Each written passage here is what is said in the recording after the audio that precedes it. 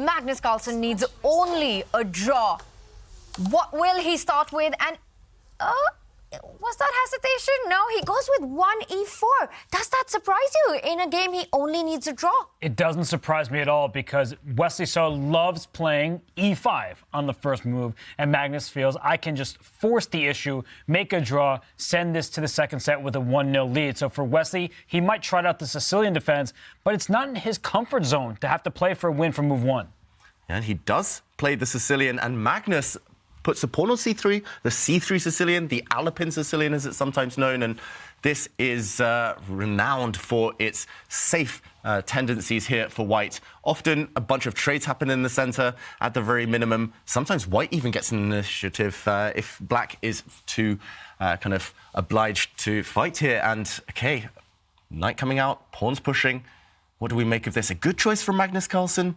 A great choice from Magnus Carlsen, and not just because I played this opening my entire childhood. I think it's incredibly safe. Unlike in some other Sicilian lines where files open, we don't get a symmetrical pawn structure. If we look at this position and Magnus can push his d pawn up to d4, we're keeping pawns on the same files. So he's not allowing Wesley to get small pluses, maybe a semi-open line here, a possible rook sacrifice for a minor piece like we see in the sharpest Sicilians.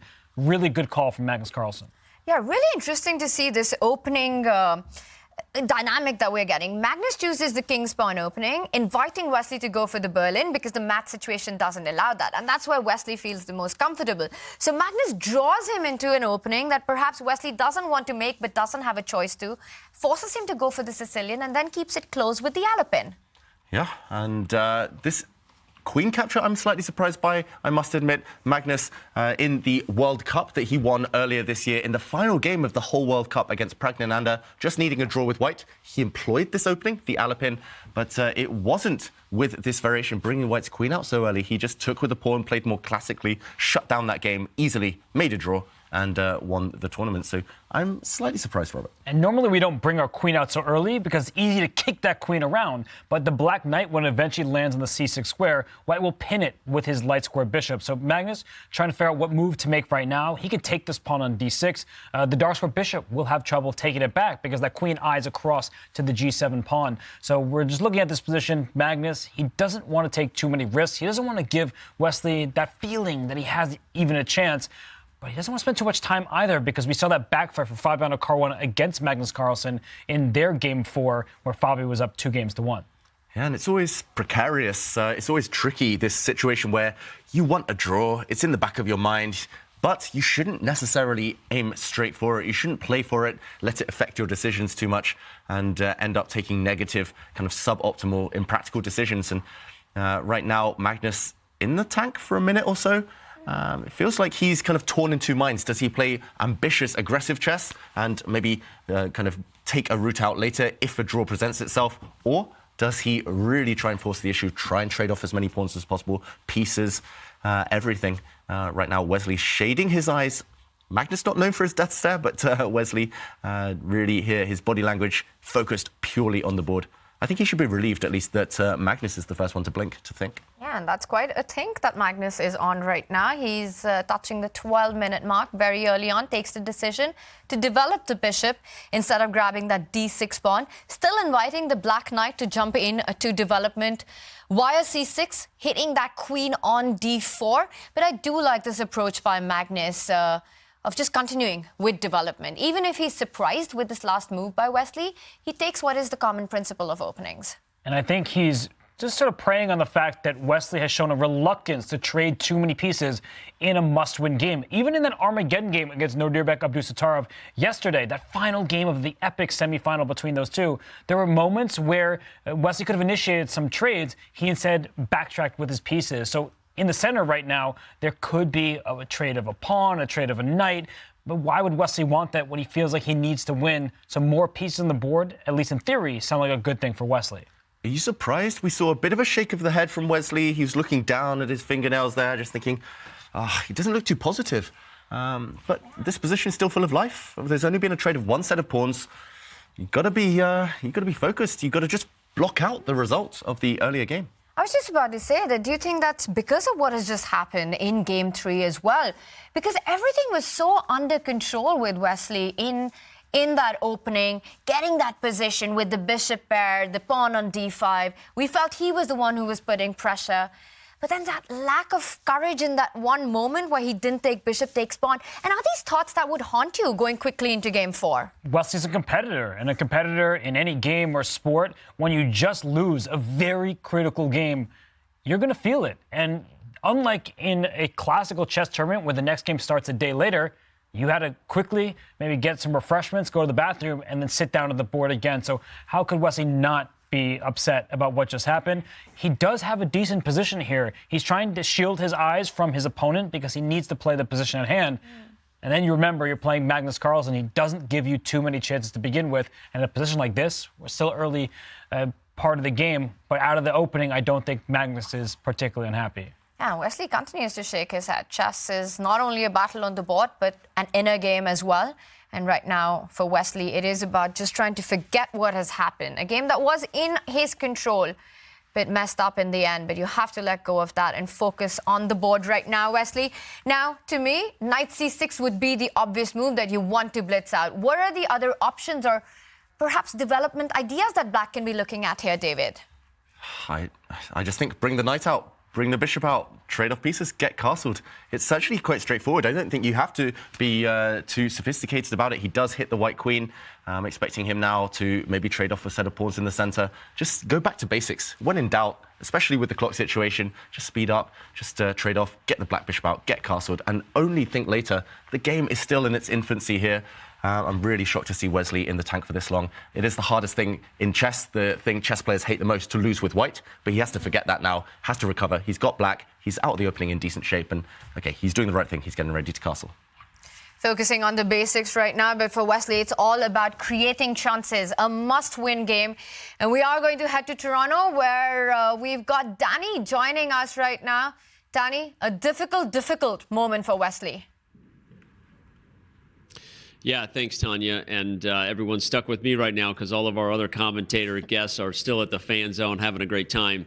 Canty, Levy, and the crew. But yeah, I just was going to jump in to say tensions were high. The emotions were really big for Wesley after that game. He kind of quickly exited and did what he does a lot, which is grab his iPad, and then he leaves the room because they're not allowed to have electronics in, and then does whatever he does to prepare. Gets fully fair play scanned back in when he comes back. But normally you see a slightly, I guess, more stoic Wesley, but he wants this bad, and he was frustrated with how that one got away from him.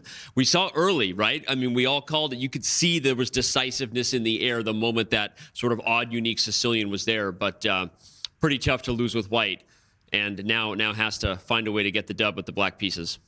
Danny, you're a father. You know, you also are a friend of Wesley's. Looking at him on camera right now, I mean, what do you think he's feeling, and what are your thoughts about what Wesley has to do to try and win this game?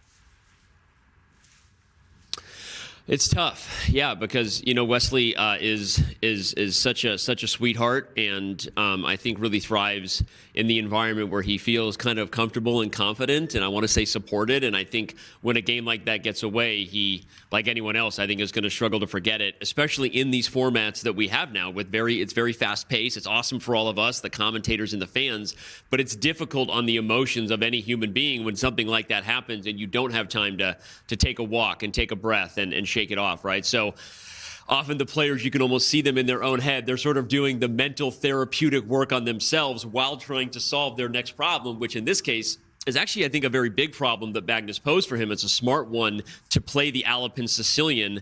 Obviously, we know that these lines can be, I guess I'll say, very difficult for white to get in serious trouble, right? This is not an English attack Najdorf. This is not a Yugoslav attack Dragon or even a Khan Sicilian.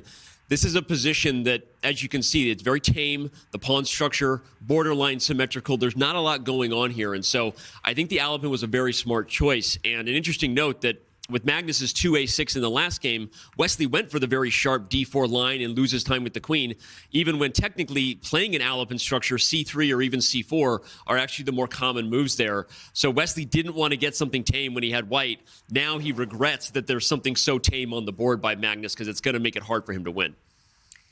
The win is what he needs at this point. And you were the first to call out in Game 3, Danny, when you joined us, that you have a feeling that this is going to be the most exciting, perhaps a decisive game of the day so far. And I want to ask you, with the dynamics right now, playing the black pieces, the Alapin on the board, and so much pressure of trying to create chances, how are you expecting this to play out? How do you foresee this one developing? Well, the good thing is I think Wesley, no matter how heartbroken he might feel right now, you look at him and your heart goes out to him because he knows he's fighting an uphill battle. He's not going to go down easy here. He's going to make sure that we have drama on the board because, look, a draw is just as bad as a loss, right? At this point, one of the cool things about the format is in the set setting, if you lose 3-0 or in Armageddon, it's only 1-0 heading into tomorrow. And he's been down 1-0 before. It was against Nodirbek in the semis. Magnus is different. But I think Wesley understands the dynamics. He knows what's at stake. This isn't going to stay tame. The moment he gets any bit of an opportunity, he will look to mix it up. But again, the problem is this is a position that will come with an inherently large amount of risk to mix it up because there aren't a lot of natural structural weaknesses in the position, as I'm sure David and Robert will, all of you will do a better job explaining than myself. But it's going to be tricky, right? You gotta take your chance if Magnus slips even just a teeny bit, or you have to try to create something out of nothing, which is going to come with a lot of risk. Yeah, difficult, tough spot for Wesley. Danny, we will check in with you as this one is developing. Thanks for those insights. And meanwhile, the Alapin fight does continue. Still a closed position. Still Wesley trying to create chances along that diagonal. The light squared bishop for Wesley will land on b7. So perhaps in the future, we can expect some activity on the long diagonal. Yeah, this last retreat by Magnus Carlsen, I had half an eye on the evaluation bar. It did slide down slightly, and it does look provocative. It feels like Black has a very tempting first move. I'm not sure what the follow-up is, but Magnus now, he's inviting Wesley forward. And as we've spoken about in previous games, sometimes you have to jump on the opportunity. You cannot be timid. Yes, this bishop is really well placed on the diagonal, but it will get there anyway. So maybe jump forward with the Black Knight, profiting from the fact that the White Queen, okay, he plays it, the White Queen has retreated to a vulnerable square. And I think Magnus's idea was to come back. I'm not sure which square exactly he wanted to use, maybe this one. Now, this knight is a bit loose, threatening to jump forward with his knight to hit the Black Queen. But even if the Black Queen preemptively slides back herself, suddenly this knight is on a beautiful square. If you team it up with this bishop, long-term there will be potential tricks. And there's nice juicy holes on the light squares if you can get to them. I think Magnus wants to bring his knight forward, but now this Black Knight at the very least drops back, maybe drops back this way, and at least there's easy play. It's nothing decisive, of course. Magnus hasn't made a big blunder or anything, but a bit clumsy for White with this bishop struggling to get out, and easier moves for Black. We started with a Sicilian, but this resembles a French defense. And Wesley So, he became a grandmaster on the back of playing the French defense. He loved that opening growing up. And this position, it's really nice for Black because you have that active knight on f4. You're going to put your bishop fianchetto in the long diagonal. And for Magnus, maybe he's playing a little too timidly. He knows the result he needs. He just wants to make a draw and get out of here with a one-set lead. But Black does have legitimate chances because the pawn structure is not symmetrical. We have a 4-on-3 advantage for Black over on the king side. We have a knight in enemy territory. There's a d3 square that knight can hop into. And the most natural move is bishop to b7. The Black Queen will slide back to c7. This type of position is one where there's an imbalance, and I would definitely prefer Black's chances. Yeah, feels like he's achieved a lot. And if White is forced to take this knight ever, then Black has this long-term advantage. This is something you can play with forever. You have, sorry, my arrow's going crazy there. You have the bishop pair. The two Black bishops will wreak havoc across the board a bit later on. And this feels like the type of position Magnus Carlsen would be begging for with Black. And this time he's stuck on the White side. Yeah, I just want to continue this. It doesn't matter because bishop b7 wasn't played. And I was just wondering if White could neutralize that bishop pair, the key advantage you were talking about, with ideas which still exist in this current position that we have on the board. At some point, perhaps the White bishop will trade it off for the light squared bishop once it lands on b7. First, preemptively, Wesley So steps back with the queen. So now whenever there's a knight jump, there isn't any attack on that Black queen. But the last two moves by Magnus, right? The queen was on the center of the board. It was on a nice e4 square. And just two moves, it finds itself on f1, voluntarily getting itself there. Is that a sign that something's gone wrong out of the opening? definitely. I doubt Magnus envisaged this game and kind of planned to put his white queen on such a passive square.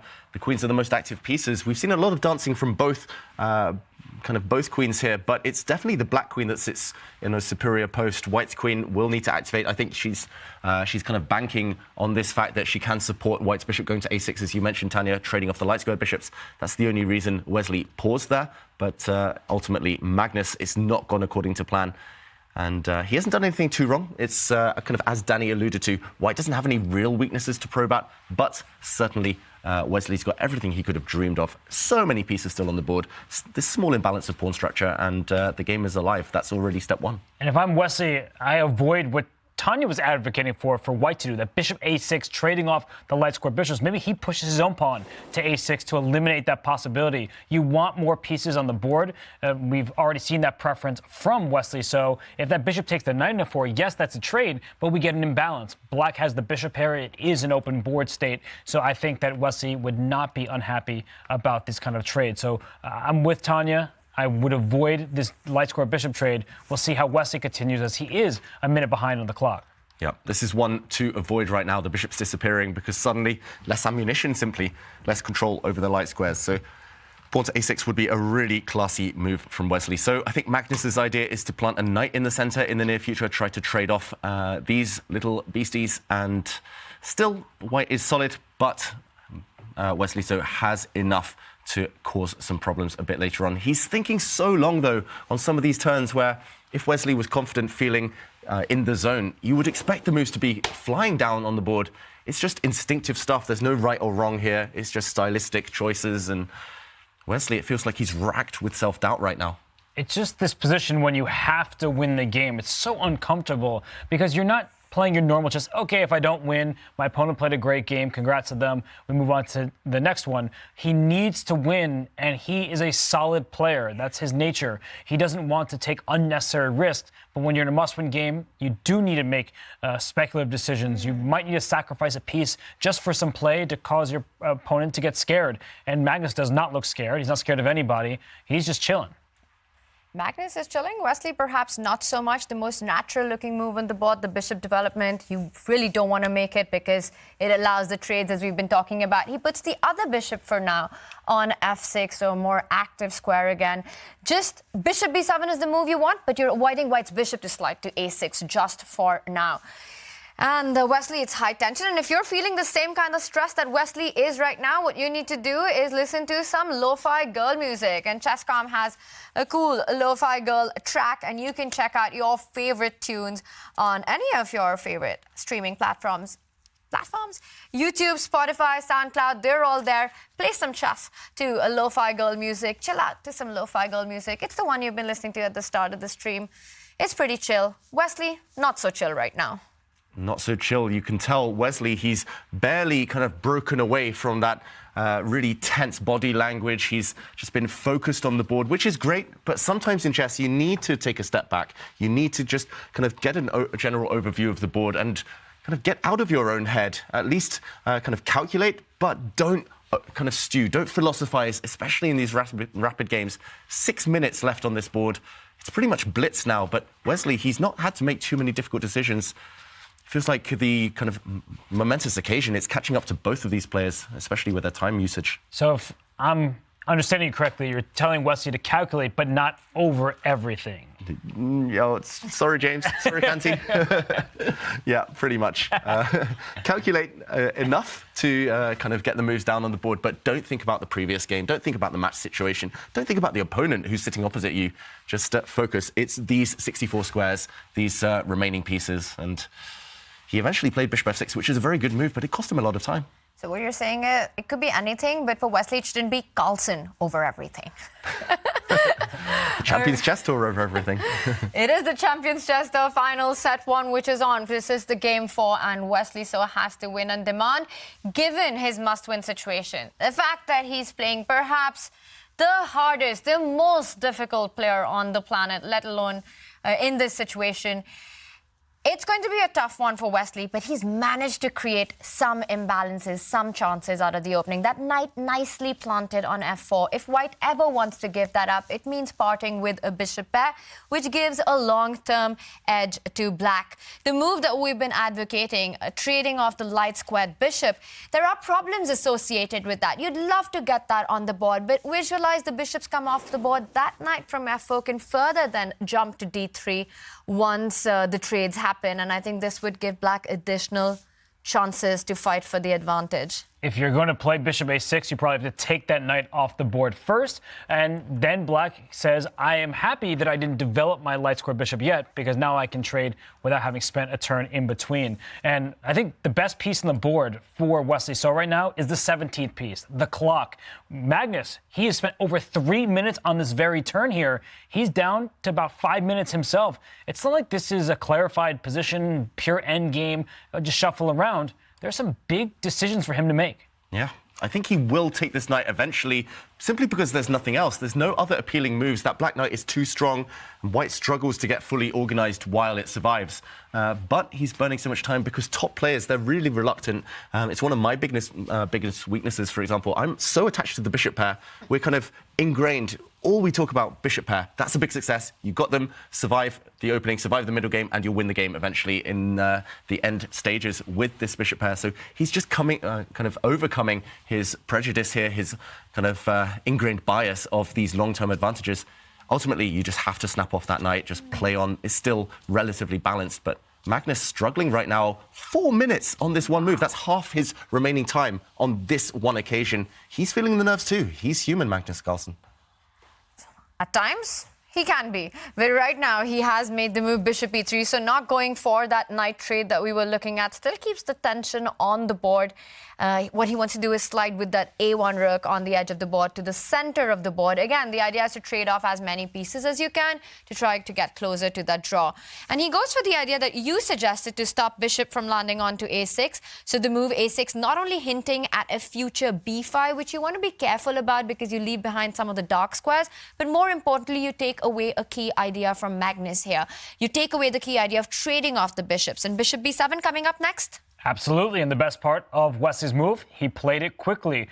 We've heard the best players in the world say that it's better to play a good move quickly rather than the perfect move slowly. And Magnus, he is now down 2 minutes on the clock, under 4 minutes from him. We know it's a big moment for both of these players. Maybe Magnus is also susceptible to the nerves, and he's trying to figure out, do I bring my rook to the d file, start trading a pair of rooks? I think for Wesley, you trade maximum one pair of rooks at this moment. You can't liquidate fully. I think it was Emanuel Lasker in the early 1900s when he said, when you find a good move, look for a better one. But in today's time and age, you find a good move, you find a decent move, you might as well make it, especially in this format, or you will get flagged.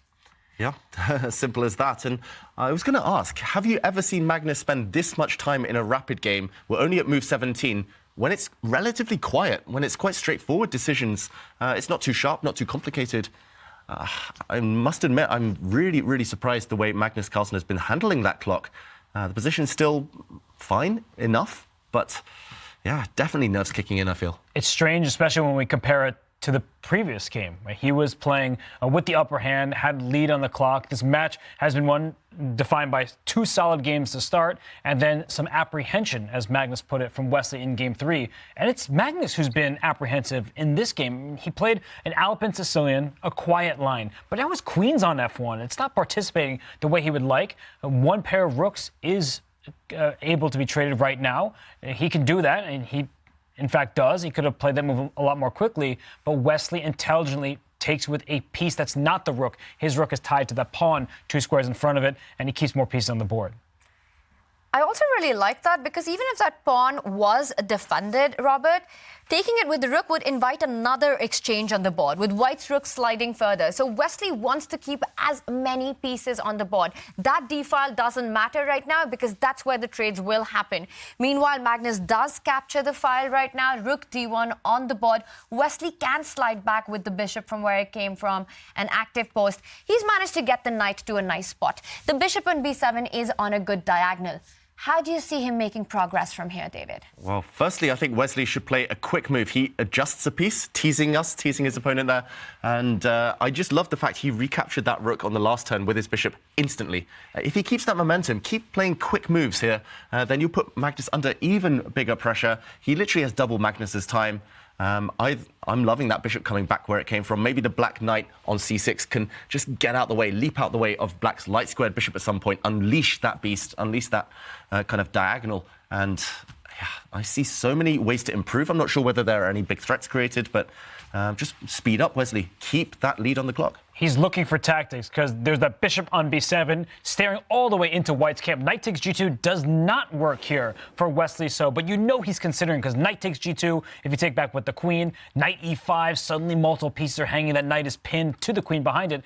That light square bishop can back up, right? It can go back to e2 just to defend that knight. But you need to look in this direction if you're Wesley So. I think at the starting point, knight e5 first is available because the knight at f4 loses defender, but there are going to be tactics at play here. If you take on f4, I take on f3 with check, then I pick up your bishop on f4, and white's kingside is in shambles. So you need to be really careful. If you're Magnus, if you're Wesley, don't try to cash in too quickly by sacrificing pieces. Yeah, he's certainly calculating something, but he spent so much time. It's definitely the nerves making these two players freeze. We saw it with Abdusattorov yesterday in the semi-finals. I like this knight move as well, just hinting that you might kind of capture and shatter the white king side on this square. He puts his bishop on e7 instead. Bit of a cagey one. I'm not sure how that improves things. Maybe he's going to try and line up on this diagonal as well. With a bishop on this diagonal, kind of a corresponding bishop on the other diagonal, some big attacking chances long term, but it did cost him a bulk of his time advantage. So still really tense. We're really favouring black's position, I feel. But will it come down to nerves in the end? That's the big question right now. When you're playing against Magnus, you have to make the most of every single minute detail in the position, and that clock is not a minute detail, it's a big one. For Wesley, the advantage on the board is based on his piece activity, piece placement, but bigger than that, it's the pressure that he can put on Magnus on the clock. So he needs to keep the speed up, even if it's about not finding the absolute best moves, but keeping the pressure going. Meanwhile, Magnus trying to trade off as many pieces as possible to ease out any attacks, any tactics related with that knight takes pawn idea that you were talking about. He improves further the position of the queen, but advantage Wesley scoring the bishop pair. Advantage Wesley. It's not just the air quality we see in front of us, it's the piece quality, and black's got the superior queen, the superior bishops, now kicking back white's light squared bishop. Momentum definitely on black's side, and now he can potentially afford to trade pieces because long term the two black bishops will gain in power the more pieces that disappear from the board. They'll gain in scope. And wow, committal move by Magnus Carlsen, opening up light squares around the white king. Robert, I saw your face there. The black light squared bishop is loving the fact that this has just happened. When there's an enemy fianchetto bishop on the long diagonal like this, you typically don't open up even more. But more important to Magnus is kicking that queen out of there. There's luft created for the black king, so there won't be any back ring checkmates. But now that Wesley brought his queen to g4, we see the makings of a checkmate attack. If the queen and bishop can line up on that diagonal, that white king is in a world of hurt. Yeah, Magnus has to be so careful, but look at Magnus's clock, 1 minute 30 and counting. Suddenly big threats. Black's knight, just any move, literally jumping out the way, will unleash terror along the diagonals now. And look at the black queen. She's just lurking nearby. Magnus must be feeling uncomfortable. He took half a look at that clock, and he needs to move. He needs to decide. He would love to get the queens off at any cost here, or the rooks off at this point. But even that is hard to achieve. Because queen e4 trying to trade the queens, that rook on d1 is loose. Loose pieces drop off. And there are many loose pieces in white's position right now. So Magnus, he's dipped below a minute. Wesley So is 3+ to his name. This is looking like it's dangerous territory for Magnus Carlsen, and he tries to eliminate some of the danger by trading the queens. Yeah, I think a good practical decision for Magnus, especially low on time. You don't want to walk into any checkmating attacks. You don't want to allow your opponent to create these nasty threats when you have no time to react. That being said, we mentioned it, endgames will favour black still. And Wesley, he can try to hustle Magnus there. Will he be reluctant to enter an endgame, though, after his previous experiences against Magnus in that phase of the game? That's the big question. And that's a really important one because you reverse the colors right now and Magnus would blitz out the queen trade, blitz out the knight trade and go on to play this bishop pair endgame and probably squeeze a big win out of, well, I can't even say nothing here because the bishop pair is something. But for Wesley, Does he decide to keep more tension on the board given the mat situation, or play a position where he's fighting for two results but really only one will work? That endgame, it's either playing for a draw or a win with black. What do you think will be his final decision here? How would he approach this?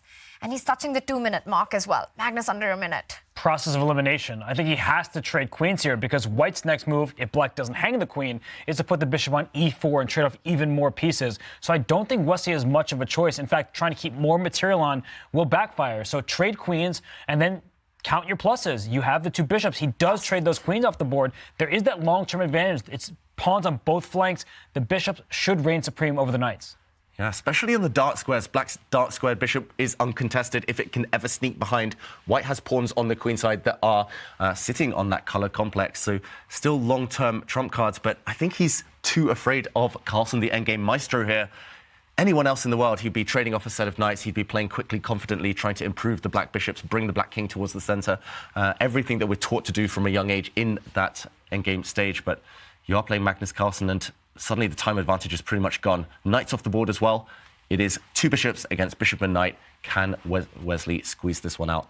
It's not going to be easy. I always say in Armageddon, you have to be shameless. This is not an Armageddon game, but it's a must-win game for Wesley. He brings his bishop out, putting pressure on the knight. If he gives Magnus an isolated pawn, that could be another something in his back pocket, a small plus there. But Wesley, he's looking away from the board. He's calculating with his ear. Yeah, that body language by Wesley isn't the most confident one that I've seen. He does make the moves that are the correct ones, but takes his time. And now it is Magnus who's touching the 30-second mark. Will we see further rook trades? Not for now. Magnus moves with the king, so he's inviting Wesley to actually capture on d4, give up the bishop pair, but in compensation, Wesley will get a weakness off that isolated queen's pawn. Do you think it's more important to keep the bishop pair? Wesley deciding not to trade. Yeah, do not trade, because taking that knight would also most likely lead to a rook trade. You don't leave yourself with enough pieces. Yes, white might have one weakness, but you need two in order to win any endgame. You need two weaknesses to probe at.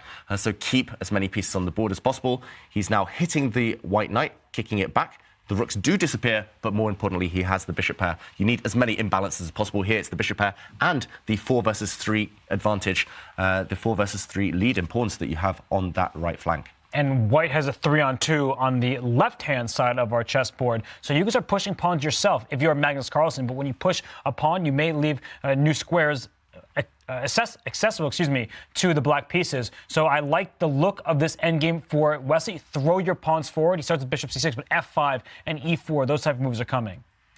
But this could be the moment where Magnus tries to challenge this bishop pair that we're talking about, and he does it with the move bishop to f3, and Wesley immediately declines it. It is the biggest plus in black's position, but this in return gives Magnus a very active spot for his own bishop on d5, targeting the f7 pawn. The knight can now jump into play.